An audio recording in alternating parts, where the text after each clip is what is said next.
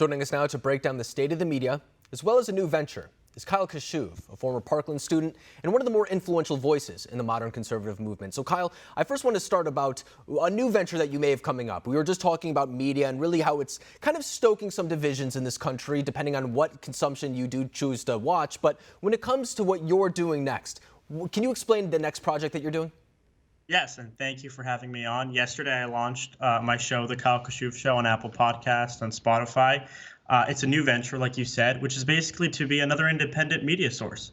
We're seeing it time and time again where MSNBC and CNN aren't doing a good job of presenting all the facts and what's actually going on. And we're seeing a rise of independent news sources that are actually garnering so much attention because they're willing to just say what's going on. And we're seeing, I think, a massive shift, and I think OAN is part of this, where people are just willing to broadcast the reality of what's going on. Because I think for so long, mainstream media has had a stranglehold on what information can go out now. And now, really, we're seeing all these independent news sources and independent journalists, really, come out of the woodworks and do the job of what the mainstream media should be doing. And I think that's a very interesting way to put it because there's two sides of that, for example. One is the rise of new independent journalists, but I think that there's also something, a deeper question there is, why are people willing to give into those journalists in the way that perhaps they weren't in the past? And I think one part of it is technology, but I think another part of it is that because of that technology, people are seeing other viewpoints, and perhaps they realize that the story that they've been getting on these legacy media outlets isn't always the full story. Do you think that plays into it, kind of the distrust in our typical institutions? 100%. I think one of the least trustworthy professions in America is being a journalist, being a mainstream media journalist, which is sad, but it is what it is. I mean, journalists are responsible for, the death of their own profession. There's a reason why nobody really trusts CNN. There's a reason why some have said that it's actually a cruel punishment to watch CNN at the airport. Like the last time I watched CNN, I was at the airport. I can tell you I did not enjoy it.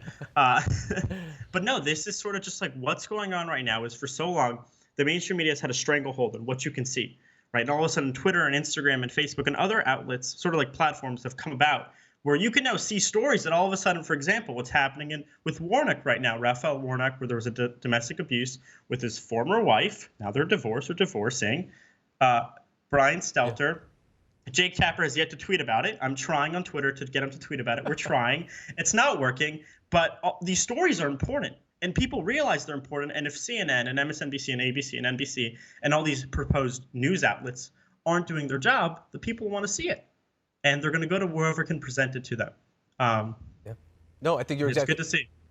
I'm sorry to cut you off there, but I think you're exactly right. And I think a lot of people, too, will compare it to something, for example, the Kavanaugh allegations and how a lot of media outlets were willing to run with something like... And the Covington kids. Covington kids. It's a perfect example as well. I mean, they were willing to run with something that was not vetted and far less credible than what we've seen from, for example, the Warnock situation where his ex-wife is literally on camera talking to police officers responding to the incident. But it's the same thing at the New York Times, for example, about how they won't cover the Eric Swalwell allegations, even though it was detailed pretty thoroughly in an Axios report. So when we take all of this together, I hear many conservatives say that they're frustrated with the current state of the media, and they'll name places like CNN, the New York Times. How do you think that they should combat it? Is it by going to other independent outlets? Is it by joining the industry themselves? How do you suggest that conservatives combat this bias? I think it's twofold. I think you touched on something really important. I think the first thing is start your own channels, like start your own The Kyle Kashuv Show, start your own podcast, start your own channel. And the second thing is, look, I don't know how we get there, but I sincerely believe that if, for example, I think that Twitter and Instagram and Facebook and the internet has become the new public square. And I think that if we continue to allow the suppression of conservative speech, we very well might never win another presidential election. Like truly, where people say, well, Kyle, just go knock on people's doors and go how you used to. Go ahead and, get people energized as you used to. It's not the same thing. If you're able to target people on Facebook, you cannot compare them. And what we're seeing right now is basically the weaponization of Twitter and Facebook. What they did with the New York Post Hunter Biden corruption story, which is 100% true.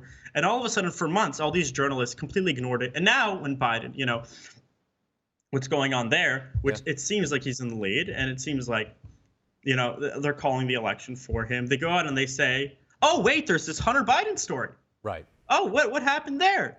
And so these journalists aren't doing their job. They've completely ignored this story, and we're seeing a massive influx of people to other news sources. And I think the solution really is, for so long, conservative legislators have basically said this is an issue, and we have to do something about Section 230, and this is terrible, and we'll never win another election. And then they just write, a sternly lettered letter to Jack Dorsey, the Twitter CEO, and then nothing happens. So it's really time to hold our government officials accountable.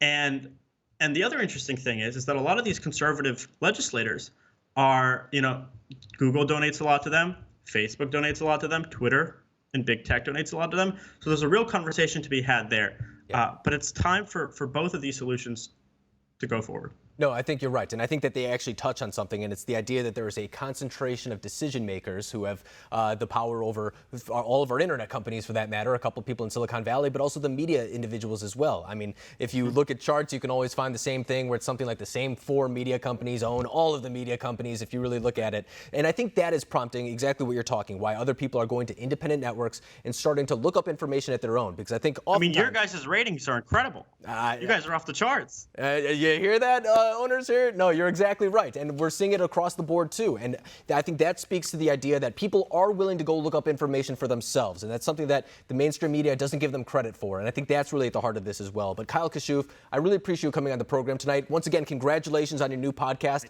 Everybody, go subscribe. Kyle, thanks for coming on tonight. Thank you so much, Alec.